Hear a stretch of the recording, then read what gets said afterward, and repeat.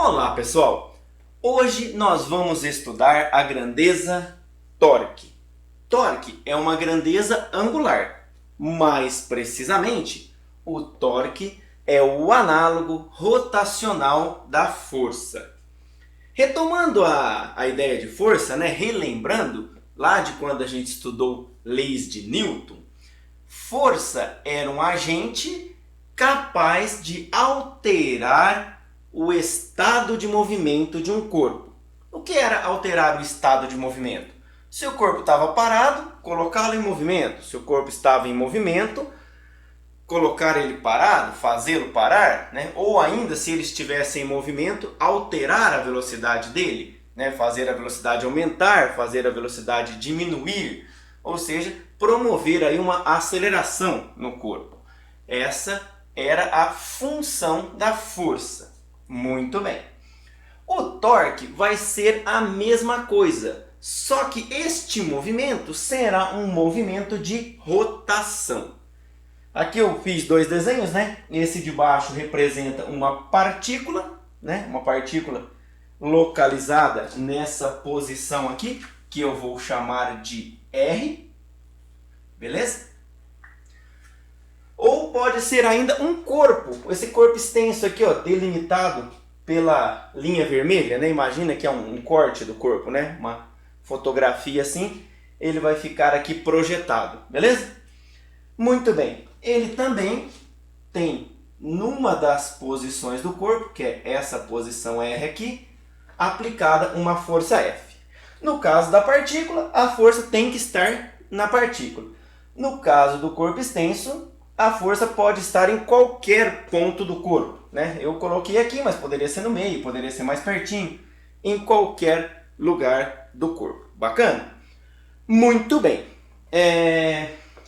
Eu preciso de um eixo de rotação, tranquilo? Ao redor do qual o corpo vai girar.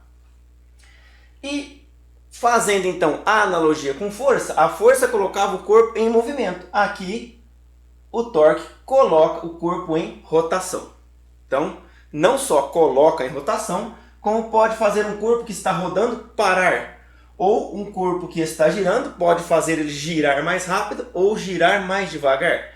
Enfim, o torque também altera esse estado de movimento, só que o movimento agora é uma rotação. Bacana? Muito bem. Pessoal, vamos lá. Um dos exemplos mais comuns que a gente tem para torque, um que a gente tem no nosso dia a dia e que todo mundo, muito provavelmente, já foi obrigado a usar, é abrir uma porta, Vamos imaginar que isso aqui seja uma porta, certo? Imagina que a porta está aqui, A régua só está exemplificando. Aqui, nessa mão, está a dobradiça, certo? Você pode olhar que a maçaneta fica sempre aqui, Nunca está a maçaneta aqui do lado da dobradiça. Por quê? Porque dá muito trabalho para eu girar essa régua, no caso essa porta que ela está representando. Por esse ponto aqui, fazendo uma força nesse ponto, eu preciso fazer uma força muito maior do que aqui. É muito mais fácil abrir a porta por aqui, beleza? Então, o torque depende dessa distância. Quanto maior essa distância, certo? Entre a aplicação da força e o eixo de rotação, maior o meu torque, beleza? Ou seja, se eu aplicar uma força, ainda que pequena, mais longe do eixo de rotação, eu vou ter uma grande probabilidade de conseguir girar o meu corpo. Tranquilo? Obviamente que se eu aplicar uma força muito grande, também eu vou ter uma probabilidade muito grande de conseguir girar o meu corpo. Beleza? Então, o meu torque, que mede essa capacidade de produzir o giro, essa capacidade de alterar o movimento de giro, beleza? Depende tanto da distância entre o ponto de aplicação da força e o eixo de rotação, como da intensidade da força. Beleza? Então, para definir o meu torque, que eu vou representar pela letra tal, eu vou precisar da posição, ou seja, dessa distância aqui, e da força. Beleza? Pessoal, mas essa posição e essa força tem que ser tomada de uma maneira bem interessante. E vamos lá. Olha só, se eu puxar aqui, ó, com essa força FR para cá, ó, tá vendo? Vai ter giro? Não, né? Eu posso até conseguir quebrar o eixo aqui, ó, mas com certeza não vai girar nesse sentido, beleza? Porém, se eu aplicar essa força aqui, ó, Ft, vai ter um giro. E se eu aplicar essa força F, também vai ter um giro. E por que vai ter um giro? Porque vai ter uma componente tangencial aqui, ó. Vai ter uma componente na direção do giro, beleza? E é essa componente que me interessa. Então, o torque é R vezes a componente da força na direção tangencial. Por isso que eu até representei por Ft, beleza? Então, se eu tiver uma força genérica, eu decomponho ela numa parte normal aqui e uma parte tangencial, beleza? E essa parte tangencial que me interessa. Eu até chamei de força normal, mas acho que o nome não é muito bom. Vamos chamar de força radial, né? Não é à toa que eu coloquei um R, beleza? Então, a componente radial aqui não produz torque, beleza? Muito bem. Pessoal, para decompor essa força nesta direção, eu preciso multiplicar por quê? Se eu tiver esse ângulo aqui, eu uso o cosseno. Se eu tiver este ângulo aqui, eu posso usar o seno, correto? Ó, cosseno de F vezes, perdão, cosseno de θ vezes F dá FR. Seno de θ vezes F dá Ft. Tranquilo? Então, eu posso aqui escrever RF seno θ. Beleza? Muito bem. Pessoal, eu também posso, ao invés de decompor o F ortogonal aqui, né, ao R, eu posso definir o componente de R, que é ortogonal a F. Ó. Pega o F, faz um prolongamento dele aqui. Beleza? E então eu pego o meu vetor R e decomponho ortogonalmente ao F. Resumindo, eu posso decompor o F ortogonalmente ao R ou posso decompor o R ortogonalmente ao F. Dá na mesma. Tranquilo, pessoal? Muito bem. Então também posso chamar isso aqui de R ortogonal vezes F. Onde R ortogonal é esse cara aqui. R ortogonal. Pessoal, por que eu tomei este ângulo e não este ângulo aqui? Beleza? Ou este outro ângulo aqui, ó, enfim. Né? Por que eu tomei este ângulo θ? Por um motivo muito simples. Porque este ângulo θ é o ângulo entre R e F. Ó, pega o F e coloca aqui. Tá vendo? Ó? Só vou pegar o F, lembra, o vetor não tem lugar no espaço, né? Só módulo, direção e sentido. Então vou pegar esse F e vou colocar aqui. Beleza? O ângulo entre R e F é este aqui. Beleza? Então, o módulo do torque é R vezes F vezes o seno do ângulo entre eles. Pessoal, o que é que tem módulo dado por módulo de um vetor, módulo do outro vetor, seno do ângulo entre eles? O produto vetorial. Então, torque não é um escalar, mas sim um vetor dado por R vetor F. Bacana? Muito bem. Se ele é um vetor, ele tem módulo, ele tem direção. Beleza? Nesse caso aqui, que os vetores estão no plano da lousa, a direção é essa aqui, perpendicular à lousa. Ou saindo ou entrando na lousa. Correto? Muito bem. Tem uma convenção que diz que o torque é maior que zero no sentido anti-horário. E o torque é menor que R no sentido horário. Beleza? Vamos lá. Sentido anti-horário, contrário aos ponteiros do relógio. Beleza? R, vetor F, saindo da lousa. Então, sentido anti-horário também pode ser neste caso aqui, em que os vetores estão no plano, saindo do plano da lousa. E horário entrando no plano da lousa. Tranquilo? Muito bem. Segue todas as regras de produto vetorial que a gente já está acostumado. Deixa eu só anotar aqui que isso aqui é uma convenção, né?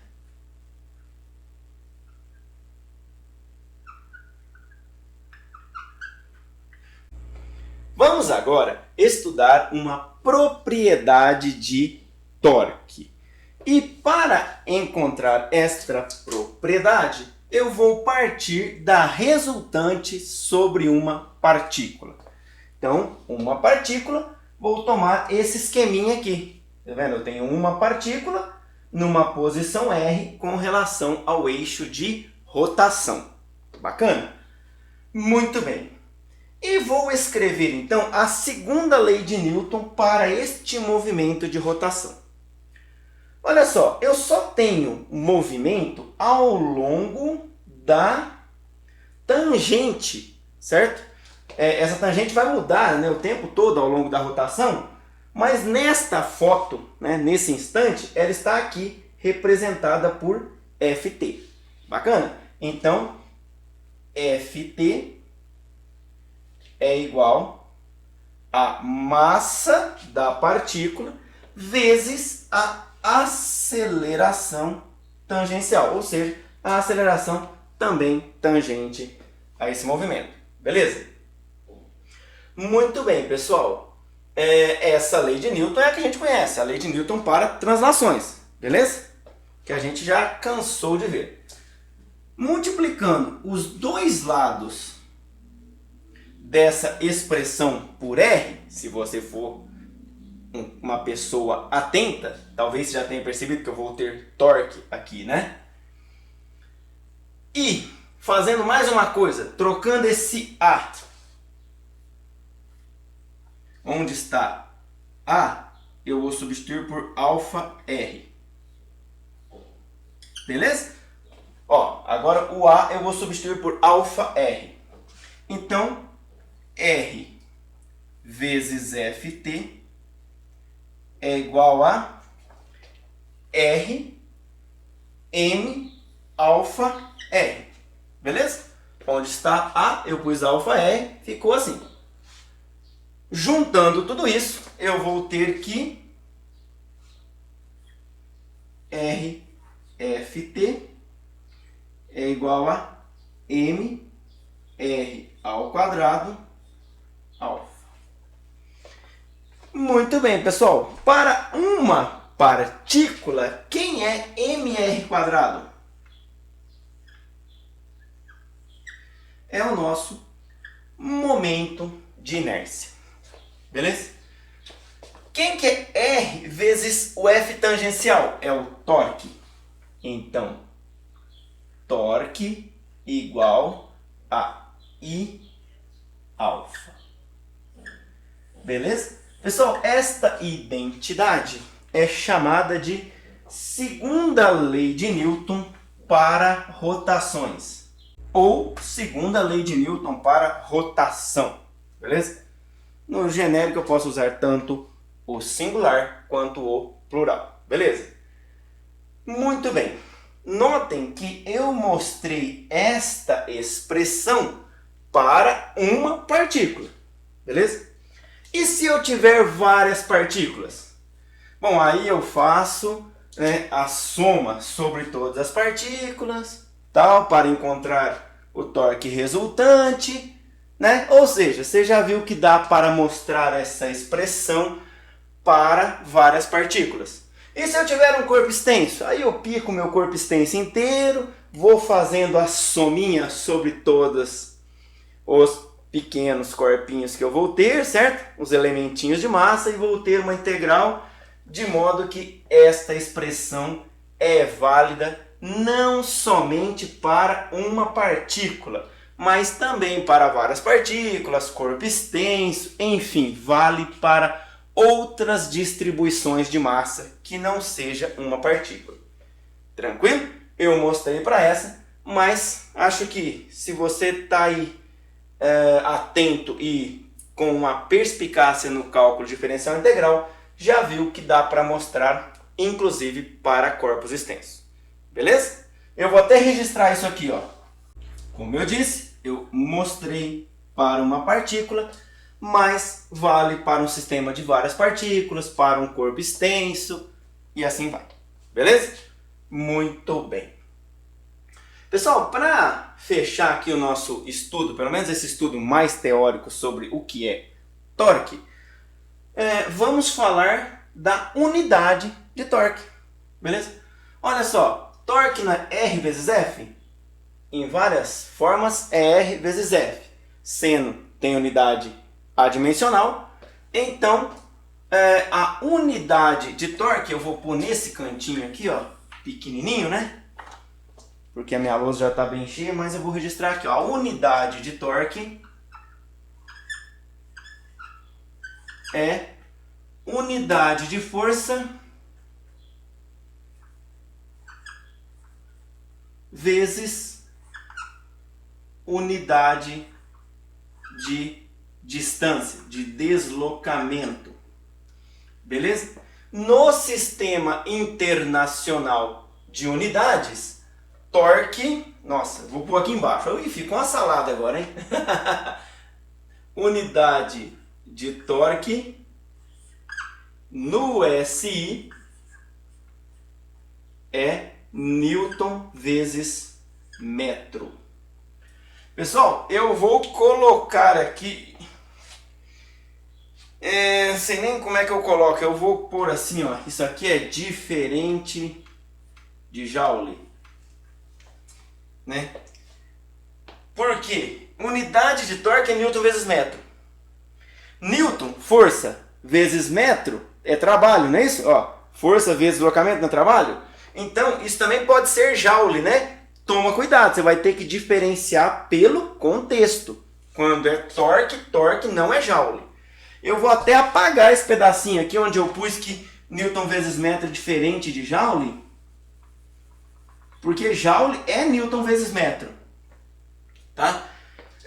Mas lembre que unidade de torque não é unidade de energia. Torque não é energia, são coisas diferentes. Beleza?